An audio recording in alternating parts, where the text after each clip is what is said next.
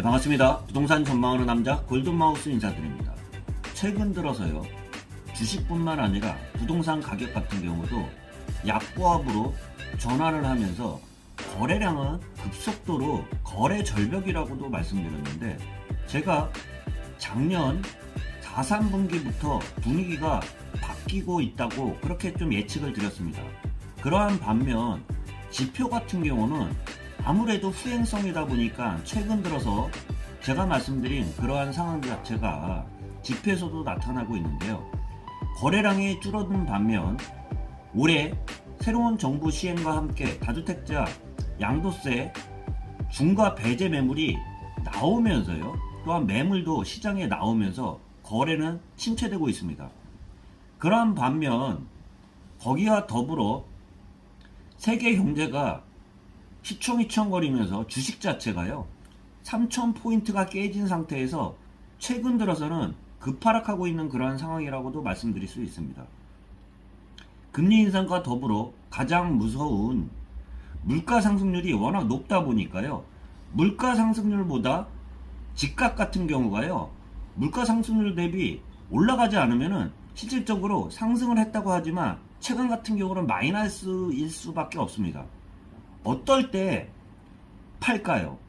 보통 투자자들이라고 하면은 지금 팔아도 내가 훨씬 더 싼 가격에 살, 그러한 지금 팔아도 더 싼 가격에 잡을 수 있다고 그렇게 생각이 들면은 팔 겁니다. 그렇지만 그 확신이라는 게 쉽지 않기 때문에 시장 자체에서는 판단하고 행동하는 게 어렵다고도 할 수 있습니다. 그러한 반면 부동산 요새 추세들을 보면, 뉴스들을 보면 거래량도 올해 1월부터 5월까지 한국부동산원 통계에 따르면요, 작년 대비 같은 동월 대비해서 2분의 1 토막 났고요. 가장 거래량이 높았던 2020년도 기준으로 해서는 3분의 1 토막이 났습니다. 그러다 보니까 본인들이 원하는 가격에 팔 수 없는 그러한 상태가 지속되자 일부 증여는 많이 최근 들어서는 다시 늘어나고 있는 그러한 기사들도 따르고 있는데요. 어떨 때 증여를 할까요? 앞으로 가격 상승률이 기대가 됐을 때, 앞으로 기대 상승률이 많이 기대가 되면서 지금 팔면 세금 부과가 워낙 중과가 따르기 때문에 그러한 양도세를 부담하고 파느니 증여를 했다는 것은 이해가 되는 반면, 다시 최근 들어서는 증여가 늘어나는 그런 기사들도 따르고 있습니다. 그렇지만 최근 들어서 증여가 느는 것은 좋은 선택일까요? 제가 말씀드리는 게 그런 얘기 좀 드렸어요.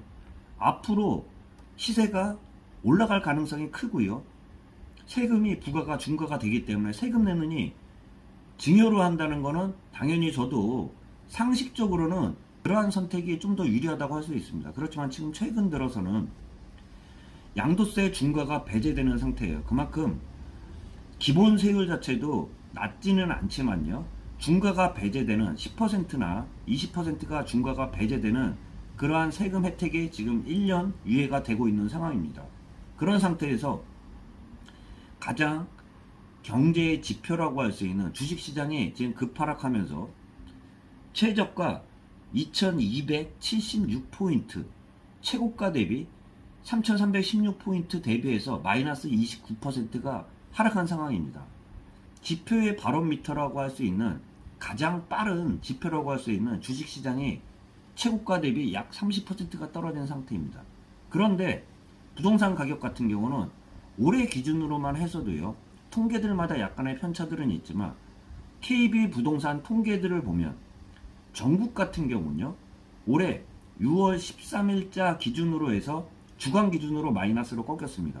마이너스 0.01% 하락하면서요, 7월 첫째 주 7월 4일 기준으로 해서 마이너스 0.03% 하락하고 있는 상황인데요. 그렇지만 올해만 기준으로, 누적 기준으로만 보면 아직까지는 0.08% 상승입니다. 또한 서울 같은 경우도 0.72% 상승 중입니다. 물가 상승률이 높다 보니까 최근 같은 경우는 오히려 물가 상승률 대비해서는 마이너스라고 할 수 있는데요. 그만큼 주식시장은 선반영하고 있다고 하면은요, 경제 상황은 부동산 같은 경우는 금리 인상과요, 최근 악재라고 할 수 있는 금리 인상과요, 또한 물가 상승률에 대한 그러한 가격적인 반영은 전혀 안 되고 있는 상태이기 때문에 추후 5년이나 10년을 보는 게 아니라 1, 2년만 보면 가격이 반영이 되어 있는 주식시장에 비해서 떨어지지 않고 있는, 악재를 반영하고 있지 않는 부동산 시장 같은 경우는 그만큼 메리트는 떨어질 수밖에 없습니다. 그러다 보니까 거래량 자체가 줄어드는 그러한 양상입니다. 떨어지지 않고 있고 버티고 있는 상황이라고 할 수 있는데요. 제가 투자 경험에 말씀드린 게 진입 시점이 중요할까요? 매도 시점이 중요할까요? 가장 중요한 거는 진입 시점입니다. 그만큼 싸게 사야지 앞으로의 시세 차익을 노릴 수 있을 텐데요.